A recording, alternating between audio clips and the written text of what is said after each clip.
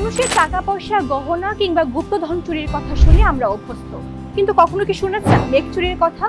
হ্যাঁ, এক দেশের আকাশ থেকে অন্য দেশ মেঘ চুরি করছে। এও কি সম্ভব?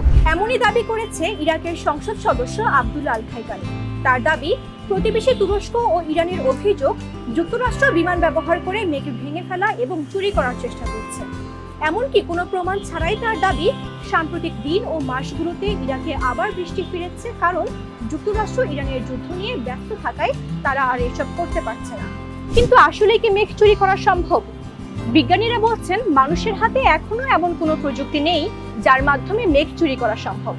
এবং আব্দুল্লাহ আল খাইকানি অর্থাৎ ইরাকের আবহাওয়া অধিদপ্তর বলছে এই দাবি বৈজ্ঞানিক বা যুক্তিসঙ্গত নয়। সাম্প্রতিক সময়ে সামাজিক যোগাযোগ মাধ্যমে ছড়িয়ে পড়া নানা দাবির সঙ্গেও আব্দুল্লাহ আল খাইকানির মন্তব্যের মিল রয়েছে।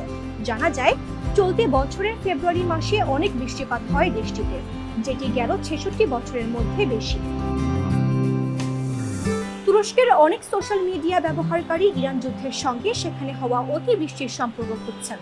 অনেকের দাবি, যুদ্ধের কারণে আকাশপথ বন্ধ থাকায় যুক্তরাষ্ট্র আর মেঘ চুরি করতে পারছে না, তাই তুরস্কে অবিরাম বৃষ্টি হচ্ছে। আবার অনেকে দাবি করেছেন ইরানের চলমান খরা, যা গত কয়েক দশকের মধ্যে সবচেয়ে ভয়াবহ ছিল, যা মধ্যপ্রাচ্যে যুক্তরাষ্ট্রের লক্ষ্যবস্তুতে ইরানের হামলার পর মাত্র ৫ দিনে শেষ হয়ে গেছে। এই ভিত্তিহীন দাবিগুলো ছড়ানোর ফলে অনেকেই বলছেন সমস্যার মূল কারণ হচ্ছে ক্লাউড সিডিং নামের একটি প্রক্রিয়া, যা রাজনৈতিক উদ্দেশ্যে অস্ত্র হিসেবে ব্যবহার করা হচ্ছে। ক্লাউড সিডিং হলো একটি আবহাওয়া পরিবর্তন পদ্ধতি, যেখানে বিদ্যমান মেঘকে প্রভাবিত করে বৃষ্টি বা তুষারপাত বাড়ানোর চেষ্টা করা হয়। এটি সাধারণত বিমান ব্যবহার করে মেঘের মধ্যে ছোট ছোট কণা, যেমন সিলভার আয়োডাইড ছড়িয়ে দিয়ে করা হয়, যাতে পানির ফোঁটা তৈরি হয়ে বৃষ্টি নামতে সাহায্য করে। গেল বছর ইরানের যখন বৃষ্টিপাতের রেকর্ড পরিমাণ কমে যায় এবং জলাধারগুলো প্রায় শুকিয়ে যায়, তখন কর্তৃপক্ষ উর্মিয়া হ্রদ এলাকায় ক্লাউড সিডিং করার সিদ্ধান্ত নেয়। এই পদ্ধতি যুক্তরাষ্ট্র, চীন ও সংযুক্ত আরব আমিরাত সহ অনেক দেশে ব্যবহৃত হলেও বিজ্ঞানীরা বলছেন এর প্রভাব খুবই সীমিত। এটি বিদ্যমান মেঘ থেকে সর্বোচ্চ ১৫% পর্যন্ত বৃষ্টিপাত বাড়াতে পারে। মেঘ চুরি তত্ত্বে যারা বিশ্বাস করেন তাদের দাবি, এক জায়গায় ক্লাউড সিডিং করলে তার পাশের এলাকায় বৃষ্টির ঘাটতি হয়, কিন্তু বিশেষজ্ঞরা বলছেন গবেষণায় এর কোনো প্রমাণ নেই। আবহাওয়া বিজ্ঞানীদের মতে এই ধরনের প্রভাব থাকলেও তা খুবই দ্রুত এবং স্বাভাবিক বৃষ্টিপাতের ওঠানামার মধ্যেই হারিয়ে যায়। আবহাওয়ার গতিপথ বা তীব্রতা সরাসরি নিয়ন্ত্রণ করার মতো কোনো প্রযুক্তি আসলে নেই।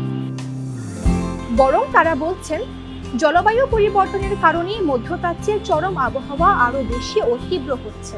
মানুষের কর্মকাণ্ড, বিশেষ করে কয়লা, গ্যাস ও তেল পোড়ানোর মতো ঘটনা পৃথিবীর তাপমাত্রা বাড়িয়ে দেয়।